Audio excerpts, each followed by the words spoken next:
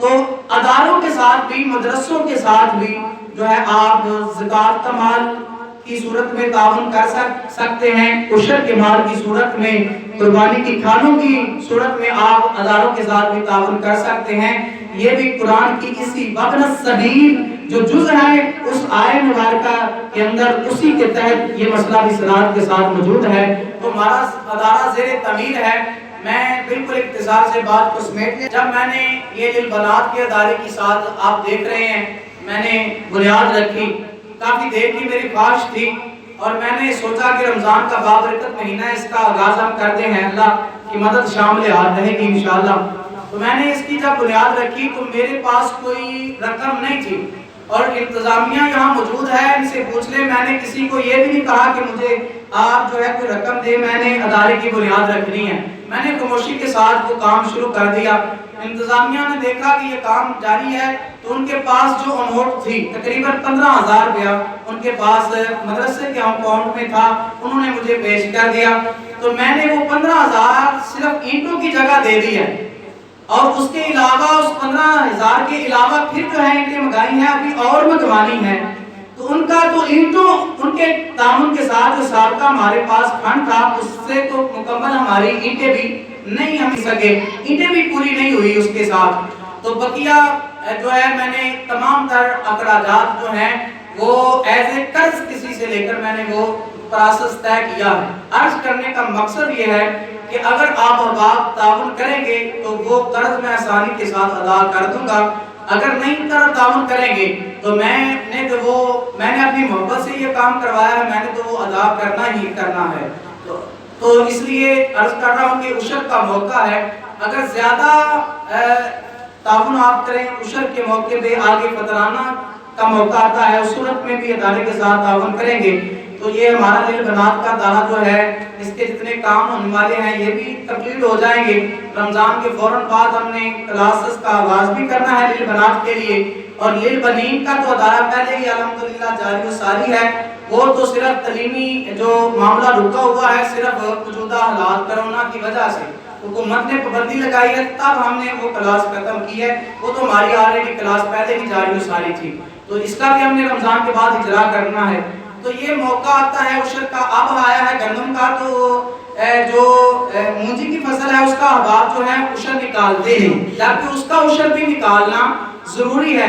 فقہ کی کتابوں میں لکھا ہے کہ اگر سال میں آپ 5 فصلیں بھی زمین سے وصول کرتے ہیں تو 5 فصلوں پہ ہی آپ کی جو ہے وہ فصل کی زکوٰۃ بنتی ہے، ہر فصل پہ آپ عشر جو ہے نکالیں گے۔ اب وہ علیحدہ چیزیں ہیں کہ کون کون سی فصلیں ہیں جن کا جو ہے عشر نکالا جائے گا، وہ آگے علیحدہ تفصیل ہے۔ تو لیکن ہم گندم کا ہی نکالتے ہیں، اور گندم کا بھی پورا نہیں نکالتے، اپنی مرضی سے نکال دیتے ہیں۔ پورا تو یہ ہے یا 10واں یا 20واں حصہ نکالا جائے، لیکن ہم جو ہے اگر ہمارے پاس 100 من بھی گندم ہے تو ہم ایک توڑا جو ہے اٹھا کے کہتے ہیں مدرسے کو دے دو، تو یہ عشر ادا نہیں ہوگا آپ کا۔ عشر تب ہی ادا ہوگا جب مکمل اس کو جو ہے اس کا مکمل عشر ادا کریں گے۔ پھر ایک اور بھی ہم غلطی کرتے ہیں کہ جو مطلب ہم اگر کسی سے پارٹی کرواتے ہیں تو ان کی مزدوری دے دیتے ہیں، پھر جو اخراجات ہوتے ہیں اس پہ ان کو بھی نکال لیتے ہیں، جو گھر میں گندم جمع کرنی ہوتی ہے اس کو بھی کر لیتے ہیں، تو جو تھوڑی سی باقی بچتی ہے ہمارے پاس جو ہم نے فروخت کرنی ہوتی ہے پھر اس سے ہم کہتے ہیں کہ چلو اس کا عشر ادا کر دیتے ہیں۔ تو یاد رکھیں جتنی بھی فصل آپ نے زمین سے وصول کی ہے ساری فصل پہ جو ہے زکوٰۃ ہے، ساری فصل کا آپ نے حساب نکال کے لگا کے زکوٰۃ اس کی عشر اس کا نکالنا ہے۔ اس کے بعد کھانے پینے کے لیے اور جو مزدور کی مزدوری دینی ہے بعد میں دینی ہے، کھانے کے لیے گندم نکالنی ہے بعد میں نکالنی ہے، جو اخراجات نکالنے ہیں بعد میں نکالنے ہیں، ساری فصل کے اوپر عشر ہوتا ہے۔ دوسرا یہ بھی مسئلہ پوچھا جاتا ہے کہ جو آدمی ٹھیکے پہ زمین کو جو ہے چلا رہے ہوتے ہیں وہ مالک زمین جو ہے عشر ادا کرے گا یا جس نے ٹھیکے پہ زمین لے کر اس کو جو ہے بیچ رہا ہے اس پہ عشر ہوگا۔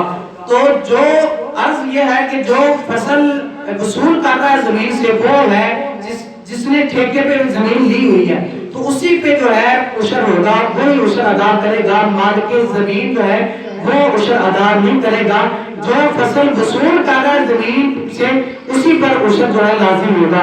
تو یہ سب مسائل پہ آپ نے غور و فکر بھی کرنا ہے اور اپنی فصل کا حق ادا کرتے ہوئے ہمارے اس ادارے کے ساتھ آپ نے تعاون کرنا ہے۔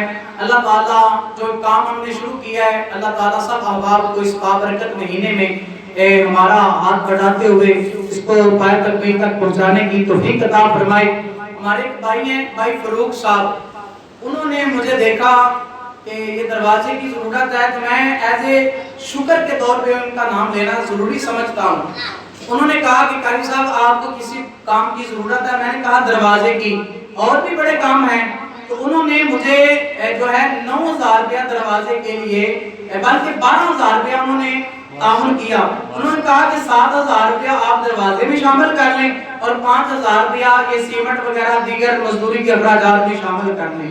تو 12,000 روپیہ ہمارے بھائی فروخ صاحب نے یہ 2-3 دن قبل جو ہے ہمیں تعاون کیا ہمارے ساتھ۔ اسی طرح کچھ احباب ہیں وہ 200-400 کی صورت میں تعاون کرتے رہتے ہیں۔ میں سب کا مشکور ہوں، اللہ تعالیٰ سب کو جزائے خیر عطا فرمائے۔ تو اس کام کو آپ نے یاد رکھنا ہے اور ہمارے ساتھ تعاون کرنا ہے۔ اللہ تعالیٰ آپ سب کو جزائے خیر عطا فرمائے۔ وَمَا عَلَيْنَا إِلَّا الْبَلَاغُ الْمُبِينُ۔ سنتے ہیں